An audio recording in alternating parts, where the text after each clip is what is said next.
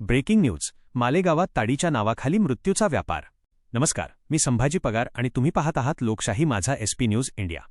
मालेगावच्या मातीत सध्या रक्ताच्या नात्यांपेक्षा रसायनांचा पूर जास्त वाहतोय की काय, असा प्रश्न पडलाय. कारण ताडीच्या नावाखाली तुमच्या आमच्या लेकरांच्या ताटात स्लो पॉयझन वाढलं जातंय.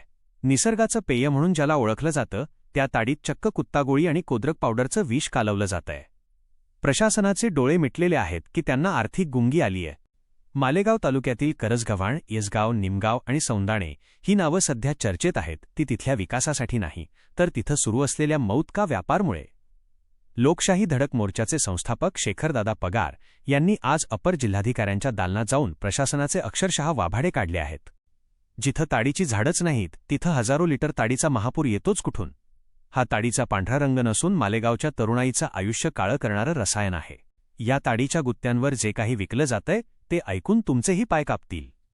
तांदळाची पेस्ट आणि साखरेसोबत यात कोदरक नावाची घातक पावडर मिसळली जातीये. इतकंच नाही तर नशा वाढवण्यासाठी चक्क कुत्तागोळी आणि केमिकल इंजेक्शन्सचा वापर केला जातोय. हा खेळ फक्त नशेचा नाही, तर हा खेळ सदोष मनुष्यवधाचा आहे. येसगावमध्ये एका तरुणाचा बळी गेला, पण प्रशासन अजूनही कुंभकर्णी झोपेत आहे. काही दिवसांपूर्वीच युवा सेनेच्या कार्यकर्त्यांनी ताडीच्या दुकानावर धाड टाकली होती. त्यावेळी झालेल्या झाडाझडतीमध्ये किती मोठ्या प्रमाणात ही विषारी आणि बोगस ताडी विकली जाते हे सत्य सर्वांसमोर आलं होतं.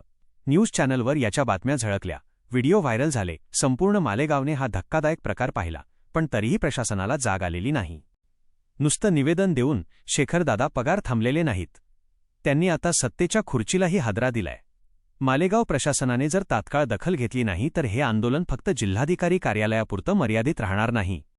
शेखरदादा पगार यांनी ठणकावून सांगितलं आहे की जर ही बोगस ताडीची दुकानं कायमची उखडून फेकली नाहीत तर अन्नपुरवठा मंत्री छगनरावजी भुजबळ साहेब आणि बावनकुळे साहेब यांच्या कार्यालयासमोर आम्ही लक्षवेधी आंदोलन छेडू. मग बघू प्रशासन कुणाला वाचवतंय. मे 11 ही तारीख प्रशासनासाठी धोक्याची घंटा आहे.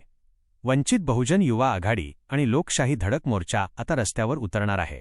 करजगव्हाण ते मालेगाव शहर सर्व बोगस अड्डे उद्ध्वस्त करा आणि ताडी माफियांच्या मुसक्या आवळून त्यांच्यावर गुन्हे दाखल करा, अशी आक्रमक मागणी आता जोर धरत आहे.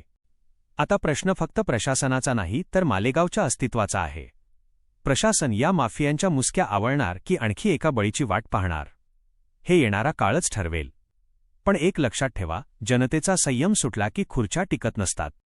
मी संभाजी पगार आणि तुम्ही पाहत होतात लोकशाही माझा SP न्यूज इंडिया. आवाज जनतेचा, हक्क लोकशाहीचा.